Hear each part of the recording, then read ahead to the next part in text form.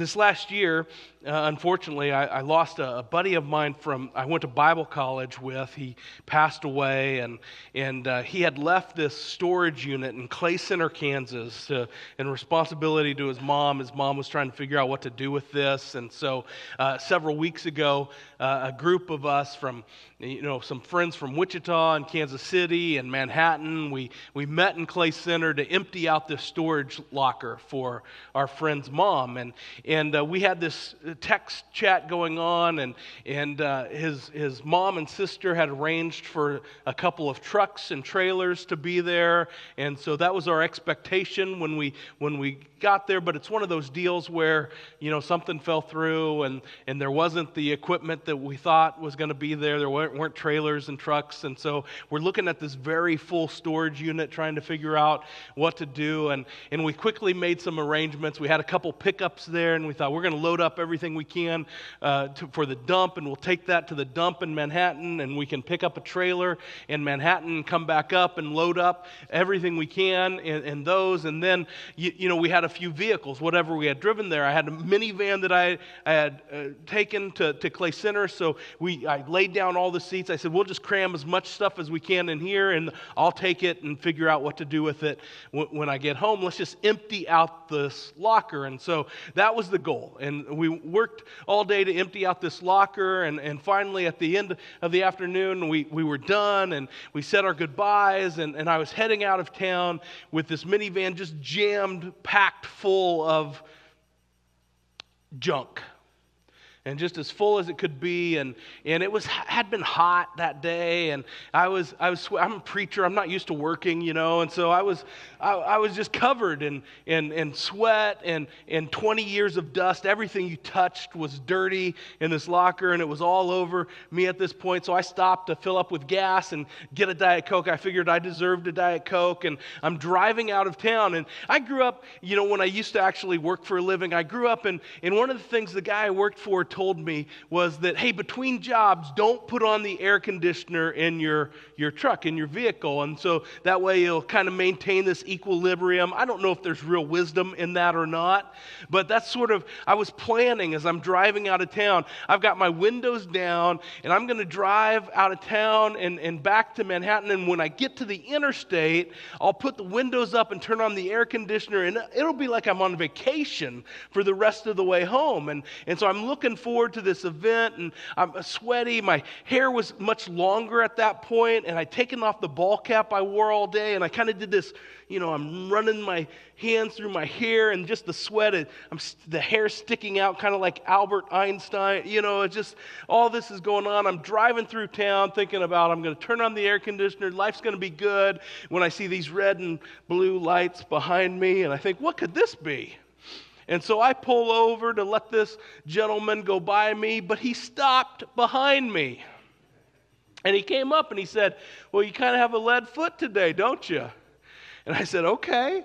He said, I got you doing 40 in a 30-mile-an-hour zone through town. I thought, man, I was flying. Whew.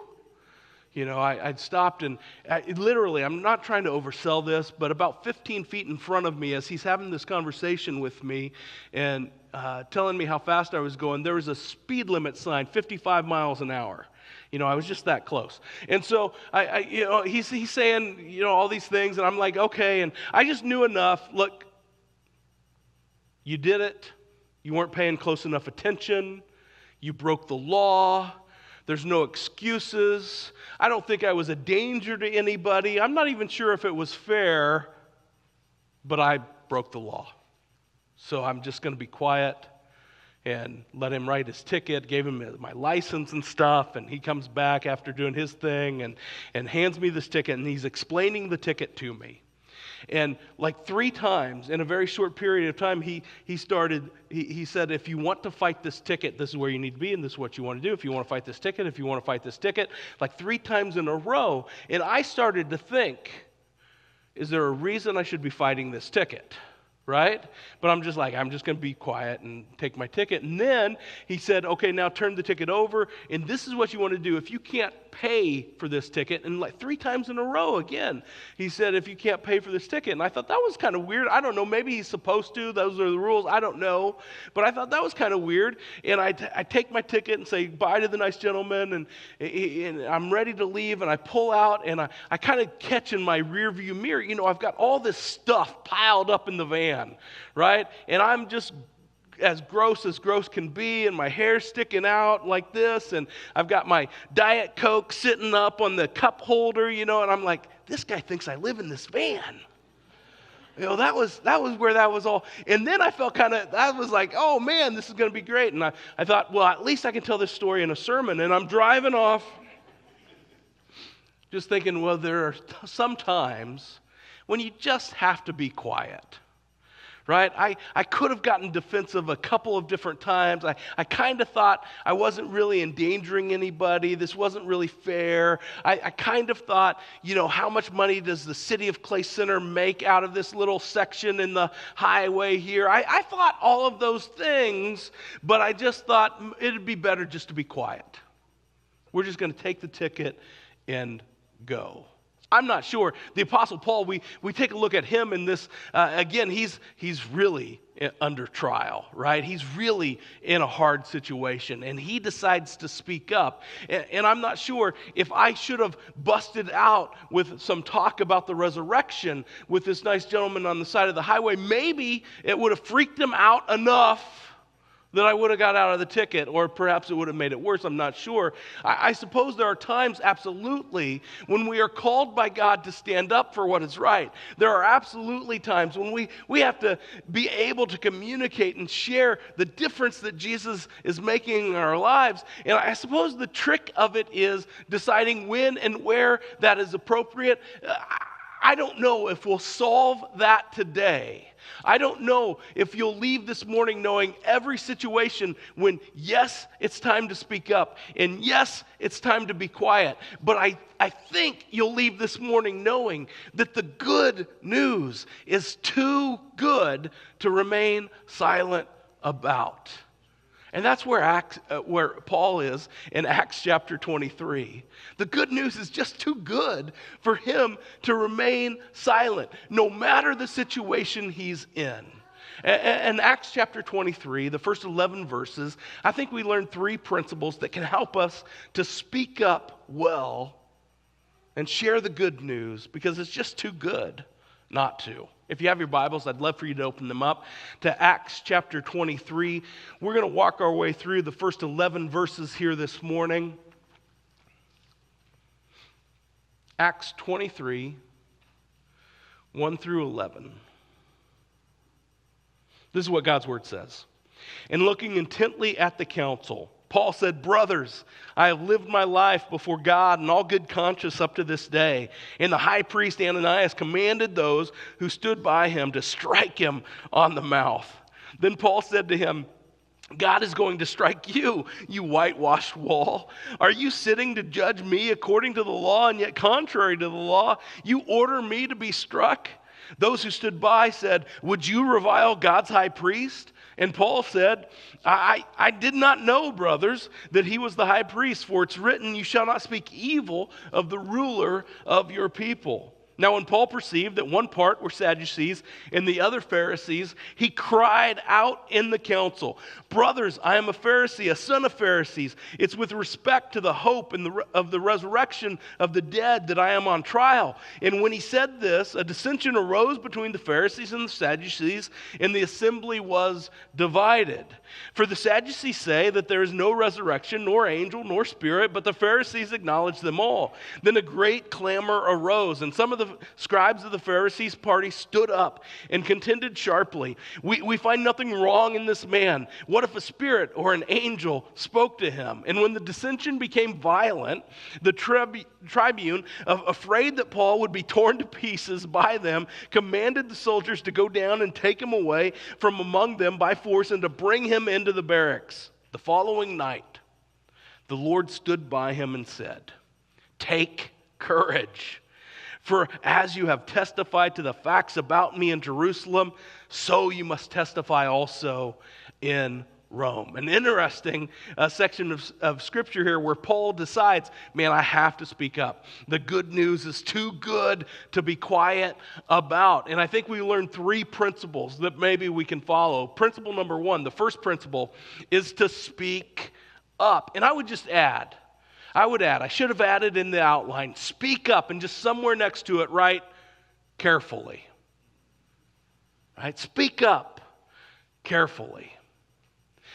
We begin just by Paul being in front of the Sanhedrin here in verse 1. Craig did a great job of laying out how Paul had gone into the temple with a few guys. He paid for them to finish up this vow, this Jewish custom, and this rumor had sprang up that he had brought Gentiles into the temple, and so they went in to drag Paul out, and as Paul's leaving the temple, he asked the Roman authorities who are there to sort of keep the calm and to take charge of the situation. He said, let me talk to my countrymen. Let me talk to my folks here. Let me talk to my people.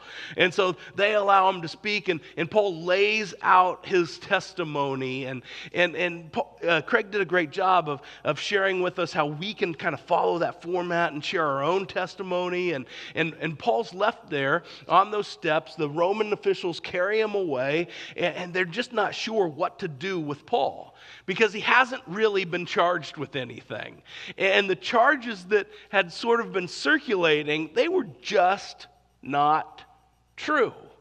There weren't any Gentiles with him in the temple. He wasn't this guy from Egypt that the Romans thought he was. And so none of the charges were true, and they're not sure what to do. The next day, those Roman officials say, we don't have anything to charge him. We don't have anything to send. If we're going to send him on to somewhere else, we don't have anything to write to tell them what in the world is wrong here or what the charges are. And so they bring Paul back in front of the Sanhedrin here in verse 1. The Sanhedrin is a group of 70 plus 1, 70 Jewish rulers plus the high priest. And the Sanhedrin is absolutely the highest court in Judaism. And so it's a religious institution, but it's also the supreme court of Israel. And so they have the right to judge some cases, really everything outside of the death penalty. That was left to the Roman Empire alone. And so he brings them to, the Roman officials say, we're going to bring you back to the Sanhedrin, and maybe we can figure out what to do with you, Paul. And Paul comes before this group of 71 men gathered to judge him. And we get verse 1, and looking intently at the council. Paul said, brothers, I have lived my life before God in all good conscience up to this day. That's sort of the tail end. We'll work a little bit backwards here. That tail end is sort of what John was talking about during communion, that he had been zealous for God. And even, Paul said, before I met Jesus on that road to Damascus, I was doing everything I could to serve God. I was mistaken. I was wrong. I was behaving poorly. I was on the wrong track. But I was doing it with all of my energy, all of my mind, and we would say, all of his heart. His heart was in the right place. He was wrong, but he was zealous for God. And Paul's saying, even then, I was doing everything I could to be a good Jew, to live for God. And that was enough to get him a smack. We'll get there in a minute. He's on trial after all. They don't bring just innocent folks up on trial all the time. In this case they were, but it was enough to get him a smack. Paul saying, I've done everything I could to live for God. He begins this discussion by addressing the 70 as brothers. And he looked intently at the council. So often in the Gospels, when we read this kind of language, that Jesus looked at somebody, he reached down and he touched them, it carries this idea of love and compassion and empathy, and that Jesus is extending grace to the individual. And one of the ways he's doing that is by acknowledging that, hey, let these little kids come to me. I want to have this conversation with them. I'm gonna sit at this table with the tax collectors and eat. I'm gonna not only heal this leper, but I'm gonna touch this guy because the other person in the interaction has value. And Jesus is communicating that love and that sort of, hey, yeah, you have value as part of God's creation, and I'm going to express that. And I suppose that's at least partially true here as Paul looks intently at the council, but this has more of the idea. We would think of this as looking at somebody eye to eye, as having a conversation face to face. Paul here, I suppose he addresses them as brothers. He's being cordial. He wants to invite them into this conversation. He holds them in high regard. But here, Scripture wants us to know that Paul is not shrinking from the conversation. He's not cowering in a corner, kind of mumbling under his breath. He's standing up for who he is, and what's more, and what's way more important, we'll come to find in these 11 verses, who Jesus is and what Jesus has done for everyone. And so Paul is having this conversation face to face. I was working in my office one day, and I'm working away on a few things, and a friend came in, and she, Dr. Audrey Ayers is her name. She's here right now with us. She came into my office, and she has like 8 jobs, so I'm not sure which one is whatever. But one of the things she does is she conducts these seminars for companies. She works with companies to help them streamline their organizations and to manage conflict in their organizations. And she came in, she was using one of our rooms to broadcast this webinar, to conduct it. And so she said, hey, I'm doing this afternoon. Do you want to listen? It's all about managing conflict in the workplace. And it's one of those things, it wasn't on my calendar, I wasn't expecting. And then I started to think, does she know something that I don't know about our workplace? And then I'm starting to feel guilty and whatnot. I said, yeah, I'd love to be a part of that. So I tuned in and I learned some stuff. I'm a slow learner, but I learned some stuff that afternoon. She's a great teacher. And so she laid out these 5 drivers of conflict. And kind of, if you're dealing with conflict, it's likely that it's coming from one of these sources. And we're not going to go through all 5. And sometimes it's just the structure of the organization. Sometimes it's interpersonal conflict. Sometimes it's like fight over resources, you're divvying up how the budget's divvied up. And just one of the drivers, though, was data. And she used as an example, you send an email and you kind of get upset because nobody replies to your email. It sits in somebody's inbox for 2 weeks and you think, what is this bum doing? Why isn't he replying to me? And you go back and you look at the email because you're fired up and you just want answers, and you're like, yeah, it was 2 weeks ago. And then you realize that the email address is like 2 letters off of the actual email address. And so because of this typo, you've been upset with a work colleague or an employer or a supervisor because they never probably received that email. And I just thought, this is so true in all kinds of electronic conversations, right? Even sometimes when we get the address or the phone number right, when we're texting or posting online or sending an email, we can just misconstrue what's being communicated because we're not looking at anybody face to face. It's Donut Sunday here at Wallula, right? Praise God. We're excited about that. We've had some trouble with the donuts the last couple months. A few months ago, we went to our usual donut hookup. We've got the standing reservation or whatever to pick up the donuts. And the donut people were out of the country, literally. They were gone. We didn't know it. There were no donuts that Sunday. And we Well, we heard about it. Where are the donuts? This is Donut Sunday. And I mean, people were upset, and I don't know what to tell. We tried to get the donuts.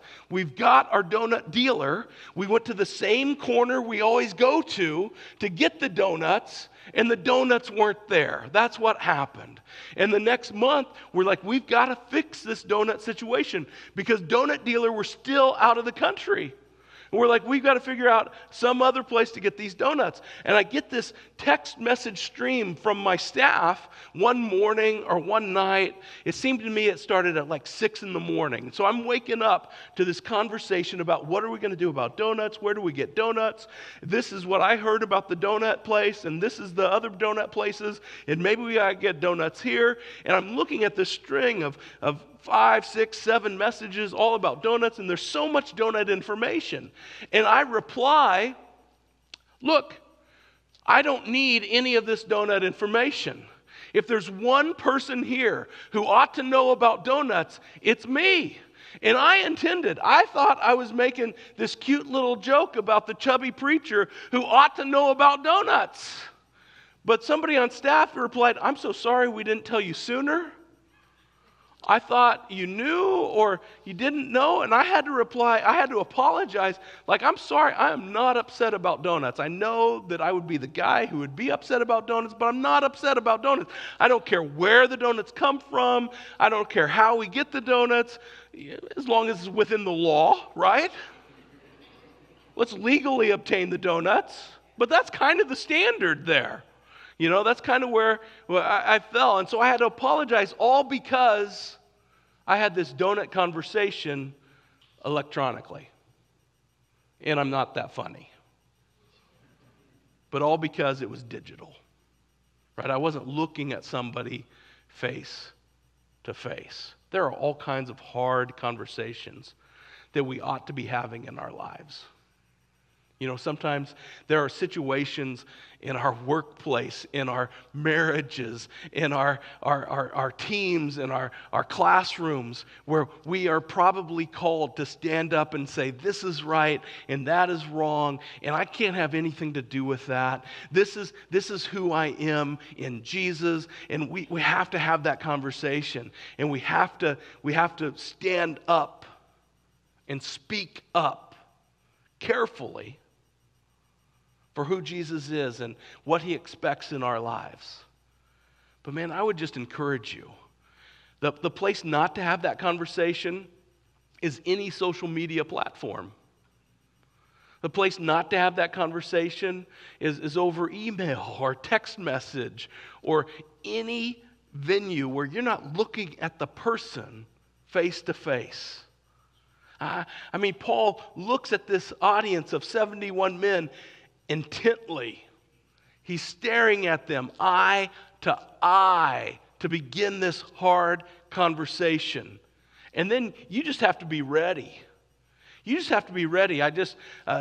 It's probably fair to say when you're having these hard conversations that there's an 80-20-20 rule or 80-10-10 rule. I'm a preacher, I'm not good at math. 80-10-10 rule to have. And that is that when you prepare for those conversations, you have them face to face, you've been prayed up and prepared up, that 80% of the time it's going to go better than you expected. 10% of the time it's going to go worse than you expected. And 10% of the time, it's going to be a disaster. You know, there's just no saving it. And Paul is ready and prepared, and he speaks up. And the 80-10-10 rule, he's somewhere between the two tens, isn't he? In Acts chapter 23. Because he says, I've always lived for God. And what happens to him in verse 2? The high priest says, whoever's next to him, smack him. Right? He's on trial here because he's done something wrong. And so smack him. And Paul gets smacked. And the high priest Ananias commanded those who stood by him to strike him in the mouth. Then Paul said to him, God is going to strike you, you whitewashed wall. You know, essentially Paul's saying, you're such a hypocrite. What are you thinking? Are you sitting to judge me according to the law, and yet contrary to the law, you ordered me to be struck? You don't have any right to do this. You don't have any charges, or at least true charges. And what's more, even if you did have legitimate charges, even if I was here for a legitimate reason in this court, there are rules and procedures and laws that you are supposed to be following, and you can't just hit me without a conviction. You can't do that. You're a hypocrite. Those who stood by said, would you revile God's high priest? It's just sort of back and forth now.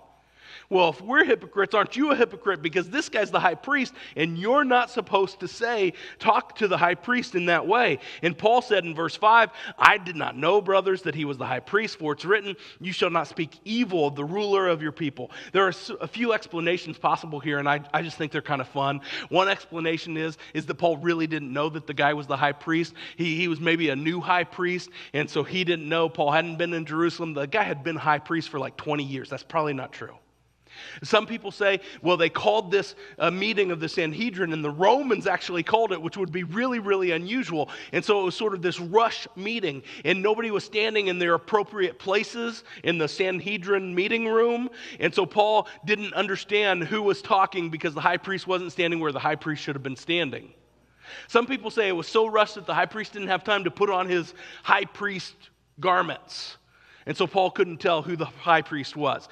Others say that, you'll read at certain points in Paul's letters, he'll sometimes say, I signed this with a large hand. And some people say Paul must have had bad eyesight. That's why he wrote really big. And some people point all the way back to that, meeting with Jesus on the road to Damascus. And that's the point where his eyes started to go bad. And so maybe Paul was going blind, and he couldn't see the high priest. My favorite is that Paul is being sarcastic. Are you kidding me? You're the high priest? Because this guy Ananias was not a good man. He was violent, and he was a criminal. He embezzled the tithes of the people, the tithes that were supposed to go to support the other priests. He took a very large chunk off the top for himself. He was super violent. This call to just strike Paul is just a tiny example of how violent his leadership really was. He was not a good guy. And so Paul is maybe saying, you are not the real high priest. You don't act like him anyway. The only trouble I have with that my personality wants to believe that Paul is just being sarcastic.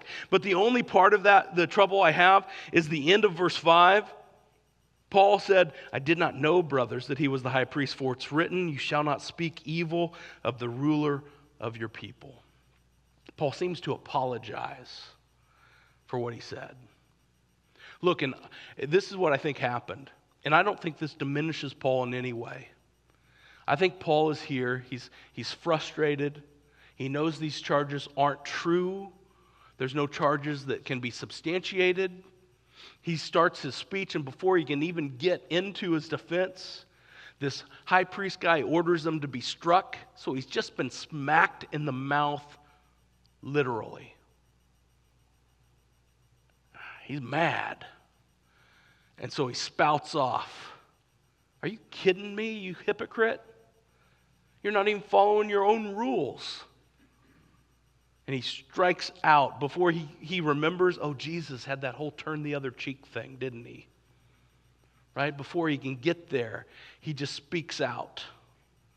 And then he has to back up. And he has to say, oh, I'm sorry. Speak up carefully. And I would just ask you to consider this question. How willing am I to apologize when I go too far? How willing am I to apologize when I speak out without being careful, without considering others, when I speak up in a way that doesn't display the love of Jesus? Am I willing to seek forgiveness for that? Speak up carefully is the first principle. Principle number 2 is to stay focused. So now, when Paul perceived in verse 6 that one part were Sadducees and the other Pharisees, he cried out to end the council, "Brothers, I am a Pharisee, son of a Pharisee. It is with respect to the hope and the resurrection of the dead that I am on trial." And so Paul perceived, the Greek word there is gnosis. It's just this idea of wisdom or knowledge. I think Paul knew his audience is all that we're getting here. You turn over a chapter, and some people say Paul is going to talk about when he cast his vote for the execution of Stephen. And so some people say, well, Paul was a member of the Sanhedrin way back in Acts chapter 7. Maybe he was. At the very least, I think Paul was like a congressional staffer or a lobbyist around the Sanhedrin at that time. He was a guy who knew the inner workings of the Sanhedrin, whether he was a member or a scribe or some kind of assistant around that. He knew the ins and outs of that Sanhedrin. He knew the makeup of both of these groups of people, Sadducees and Pharisees, and he just lobs this grenade to cause this division of the resurrection. Just look what happens. Go on to verse 7, and when he said this, a dissension arose between the Pharisees and the Sadducees, and the assembly was divided. For the Sadducees say that there is no resurrection, nor angel, nor spirit, but the Pharisees acknowledge them all. Then a great clamor arose, and some of the scribes of the Pharisees' party stood up and contended sharply, "We find nothing wrong in this man. What if a spirit or an angel spoke to him?" And when the dissension became violent, the tribune, afraid that Paul would be torn to pieces by them, commanded the soldiers to go down and take him away from among them by force and bring him into the barracks. So this is what Paul knew. He knew that the Pharisees believed in the resurrection. He believed in the spiritual warfare that's going on all around them. And the Sadducees did not. Sherry reminded me of something maybe you learned in Sunday school or VBS when you were a kid. She said, Sadducees, the way you remember this is that the Sadducees were sad, you see. Isn't that cute? Because they didn't believe in the resurrection. There wasn't hope beyond that. Paul knew this, and he just lobs this resurrection grenade into the middle of it, and then it goes crazy. They start arguing back and forth to the point that the Roman officials, can you imagine this? The Roman officials have to go into this Jewish high court and say, "You guys are out of control," and drag Paul out so that he wouldn't be literally, physically ripped apart, killed in the middle of the Sanhedrin. They have to restore order. And you might think, why is Paul doing this? And why does he lob this resurrection grenade? And I guess my question would be, why not? What part of anything you've read or studied in the book of Acts would make you think that an apostle with this opportunity would talk about anything else? Read any sermon that we've studied throughout the book of Acts. In every single one centers on Jesus and his resurrection. Right? It's a foundation of everything they believe. Even at the end when Luke is describing, hey, such and such happened in the church, you go back to Acts chapter 4, verse 33, and it talks about they did this and this and this, and the testimony of the apostles to the resurrection of Jesus. You read through the sermons and the messages in the book of Acts, and maybe the only one you can build a case doesn't center on the resurrection of Jesus is Stephen's sermon in Acts chapter 7. And he literally says, "I'm looking into heaven and I see the Son of Man in the throne room of God. Jesus exalted to the right hand of the Father." How? You hung him on a cross and you buried him in a tomb.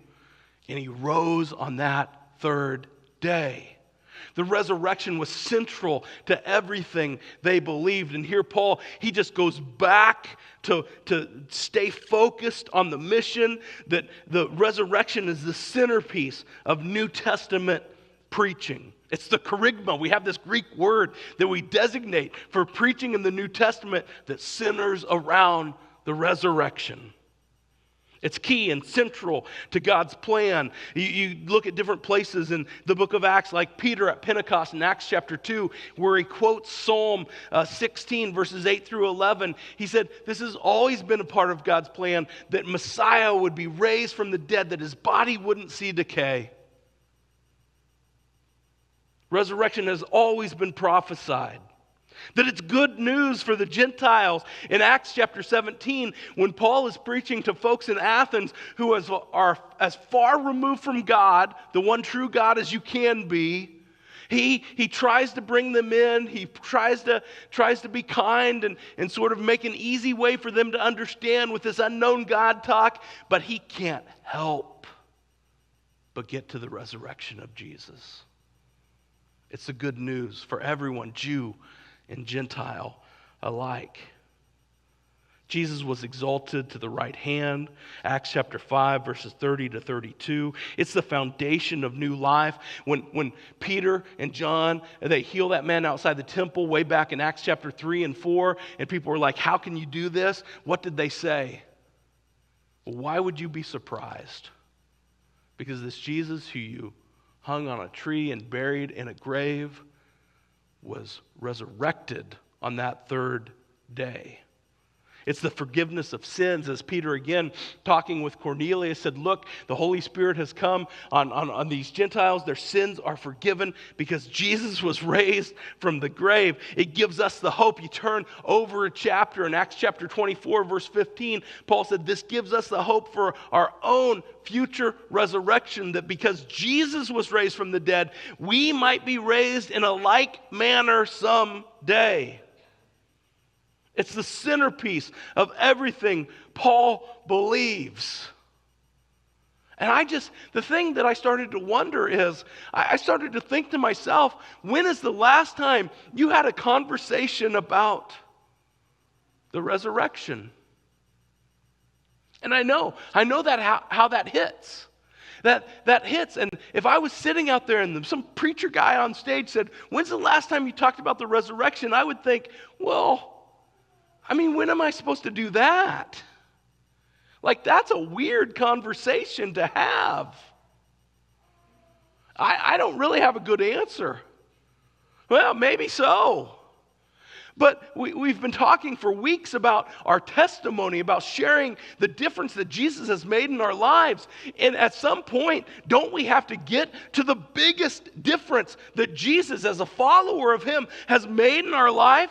This offer of new life, of a hope of being in his presence forever and ever and ever. Folks, that's the resurrection.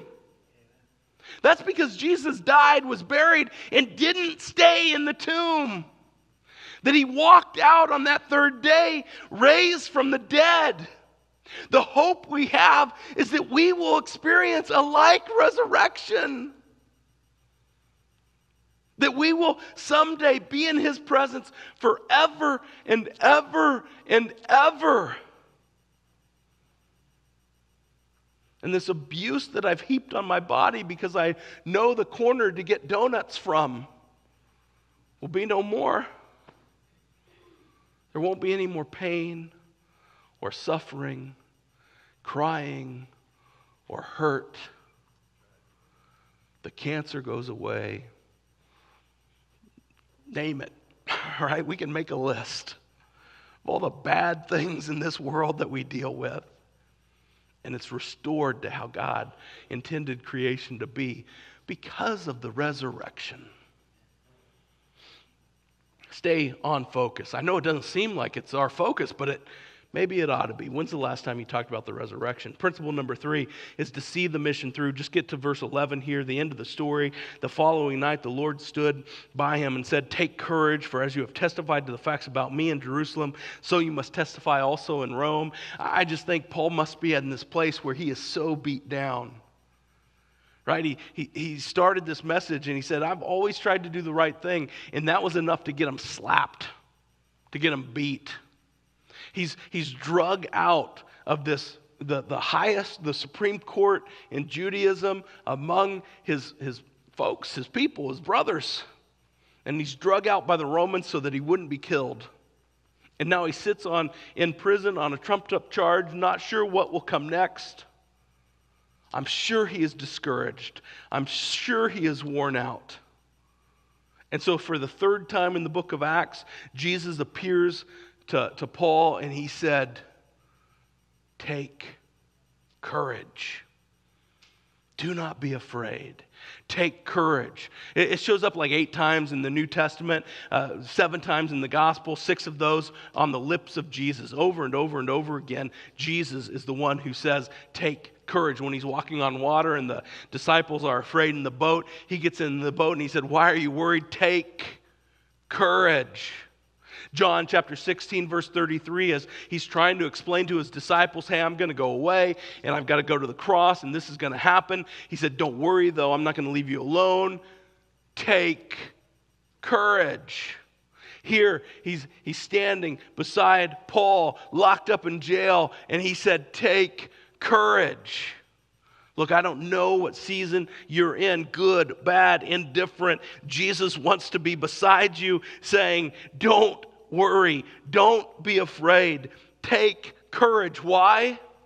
Well, he goes on to say to Paul that you have testified to the facts about me in Jerusalem, so you must testify also in Rome. Jesus said, you've got a mission to see through. See the mission through. Principle number 3. I'm not done with you, Paul. He said, you've testified for me here in Jerusalem, and you're going to get to do that in Rome. It's just going to be a little different trip than you expected. Right? Jesus said, I've got this really ordinary thing that's going to happen. You're in custody. It's going to take a long time to work this out. And while this gets worked out, you're going to keep preaching Jesus. He said, I'm going to do something extraordinary through this very ordinary event. Guys, that's why we do what we do here at Wallula. We talk about all these different things, this November 1st service day that's coming up. Last fall, we wrote these notes of encouragement to teachers in the Leavenworth School District and employees in the Leavenworth School District, and then teachers in the Lansing School District. We're doing the same thing, partnering with other churches in Leavenworth County to get this done. We've got Leavenworth High School again this fall. There are thank you cards on the table in the foyer. I encourage you to go out, find 1 or 2 of those cards, write a note of encouragement to that teacher. Just say, hey, we are praying for you. That's fine. Just say thank you for what you're doing. Write that note out. It has their information on the envelope. Stick it in the box next to it. We're going to deliver those as we get closer to that November 1st day. But just go write a couple of those notes. A very ordinary task. We'll leave the extraordinary up to God. It's why we talk about this thing like on October 31st, we're going to do this trunk or treat. Katie has this goal of 30 cars. I think it should be 31 because it's October 31st, Halloween, right? 31 cars on Halloween to pass out candy, and that's good, right? That's fine, right? We want kids to have a good time, and if they get a Snickers bar along the way, that's fine. Bring Reese's in case they're left over. Bring Reese's. Right? That's all good. But every single one of those folks will walk away with an invitation to worship at Wallula Christian Church. We're going to do this very ordinary thing. And we're going to pray for God to do the extraordinary. Right? We pass out these invitation cards on your chair every week. We're asking you to do this ordinary thing of taking this card and inviting someone to worship with you. And we'll just let God do the extraordinary. Jesus said, this is what's happening with you, Paul. You're going to continue to spread the story of Jesus. Oh, by the way, this Honduras mission trip meeting right after service today, they're going to talk. I think it goes right after service. If you're interested in partnering with our friend Dave for a week this summer in Honduras, go find out what that's about. Take this ordinary step just to stay for this informational meeting, and maybe God will do something extraordinary through it. Paul just wants to see the mission through by taking this ordinary step that, by the way, he didn't have much choice in, and believing that God, because Jesus said so, would do the extraordinary. The same call in our life. Let's take these ordinary steps and just see if God takes the extraordinary. Sometimes you have to speak up. I got this ticket, and I bring it home and put it on the refrigerator door. And later that evening, Sherry, because she knows I can't take care of myself, she gets this ticket and she's looking it up online. And she said, "Oh, man." I said, "What's the problem?" She said, "It will cost $8 extra to pay this ticket online. There's no way we're paying $8 extra." And I'm like, "Okay." And she said, "Well, we'll have to write a check and mail it in." That ticket went back up on the refrigerator door. Neither one of us wrote a check for the next couple of weeks. And I see this ticket on the refrigerator door, and I'm like, "Sherry, can I please pay $8 extra so there's not a warrant for my arrest in Clay County?" That's a bad look for the preacher, right? Is it okay? And she's like, I know she still loves me because she relented and allowed me to pay the $8 extra, right? Sometimes you just have to speak up. "Honey, I'm going to jail. Let me write the ticket, right? Let me pay for this ticket," right? I suppose the trick is knowing when we can speak up. Speak up carefully, right? Stay focused on what the real talk is. Maybe have a conversation this week about the resurrection. I get it might be weird. Say, "Man, this is really what we ought to pay attention to this election season. I don't know whose policy is better. I got opinions just like you have opinions. But whoever is elected, Jesus is on his throne. He raised from the dead. This is the hope I have. Not in this program or that program, but in Jesus." Let's stand and let's see the mission through together.